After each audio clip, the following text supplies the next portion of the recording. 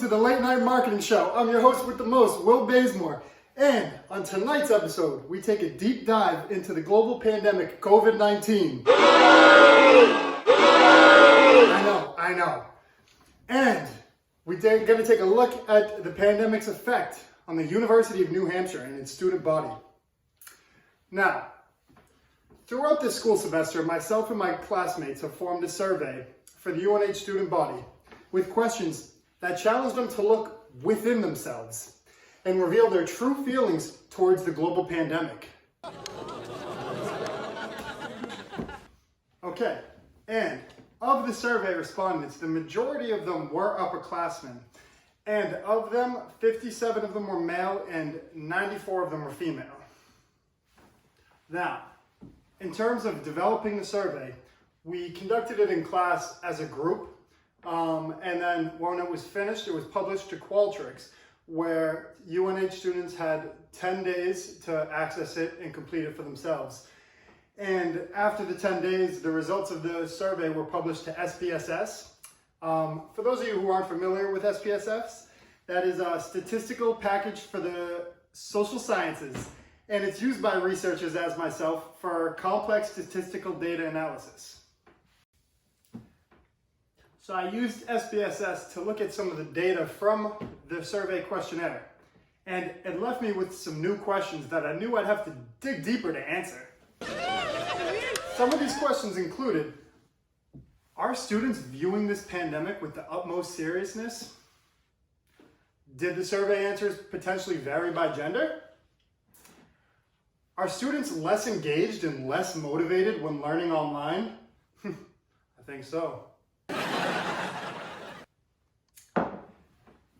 And could this lack of severity shown by the student body create future problems for the University of New Hampshire?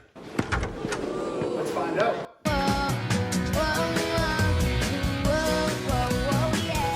So, in order to truly answer these questions, I had to establish a list of hypotheses, which I can then test on SPSF to determine if they're significant or not.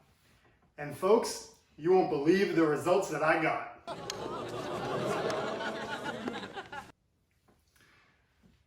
So the first hypothesis came from some research that I conducted when I found out that women are more likely than men to be treated for mental health issues. But ladies, there's a clear explanation for that. The reason isn't because men drive you crazy. The reason is because women are actually more likely to report any mental health issues and go seek help for it compared to the male population. So, using this information, it led me to my first hypothesis, which was if women are more likely to be treated for mental health problems, then the female students will be more likely to worry about their mental health due to increased isolation from the pandemic. In order to test this hypothesis to prove or disprove it, I had to run an independent samples t-test on SPSS. And oh boy, let me tell you, it was significant. To be exact, the males had a mean score of 3.30, while the females had a mean score of 4.24. And let me remind y'all, most of the questions on this survey is a 1 through 5 scale, 5 being more likely and 1 being less likely. So what does this mean exactly? It means that females were more likely to be concerned about their mental health due to increased isolation compared to the male respondents who took the survey. Knowing that my hypothesis was proven true, I was starting to form a hunch. But in order to elaborate on that, I knew I was going to need to run some more tests, which is exactly what I did. After these messages from our sponsors.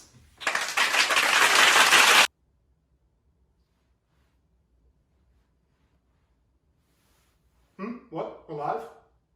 Oh.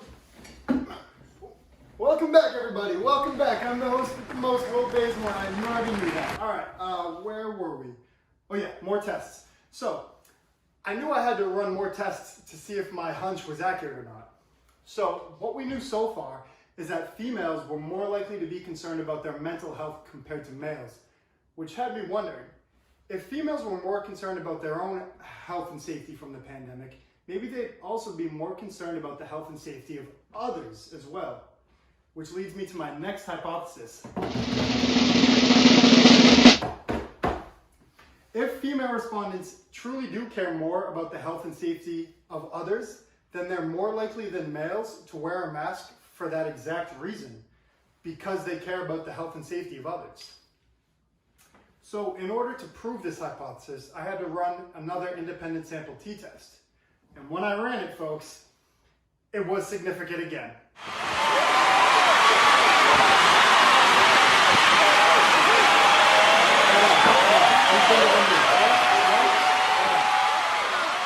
So, the numbers behind this test. The females had a mean score of 4.62, while the males had a mean score of 4.11. So the females were more likely than males to wear a mask because it protects the health and safety of others. However, it should be noted that both male and female had a mean score higher than 4, which is pretty high on the scale. So they are both likely to wear a mask for that reason. So, after my second hypothesis proving true, I was starting to seriously think about my hunch. Now, my hunch was that I think that the male respondents of this survey may not be taking the pandemic as serious as the female respondents of the survey. I know, it's quite the accusation. So, I decided I needed to run one more test using gender as my grouping variable to really determine if this could be true or not. So the third hypothesis I ran kind of stems on the misinformation about the coronavirus.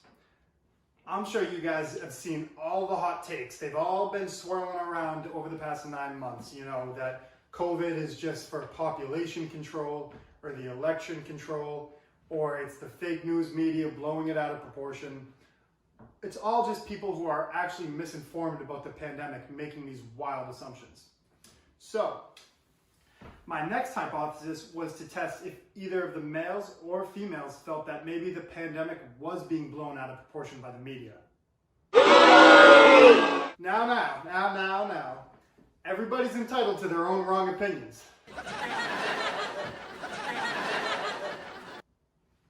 So, to be exact, my third hypothesis that I conducted was if male respondents aren't taking the pandemic as serious as the female respondents, then they're more likely to agree with the following statement that the media has blown the pandemic out of proportion.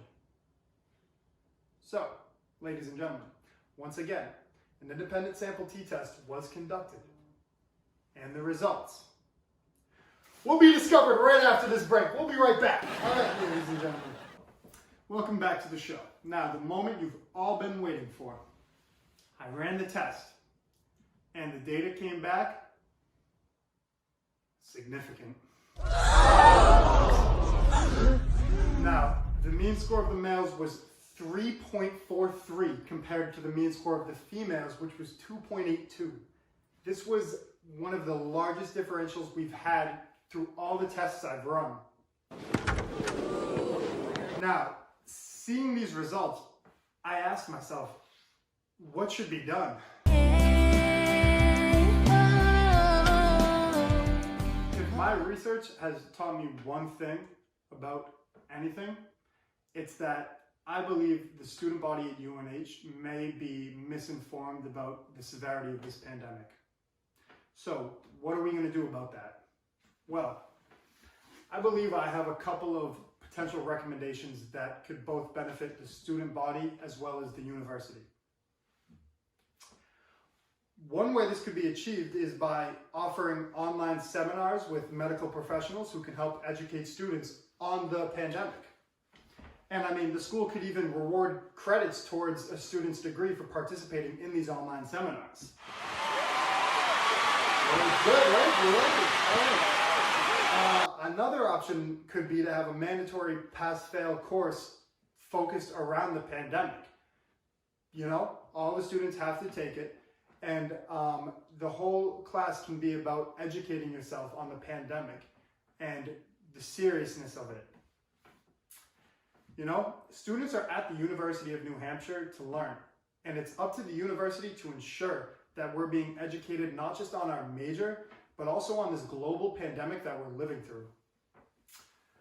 I believe if the university is successfully able to educate their students on this pandemic, many benefits can come from it.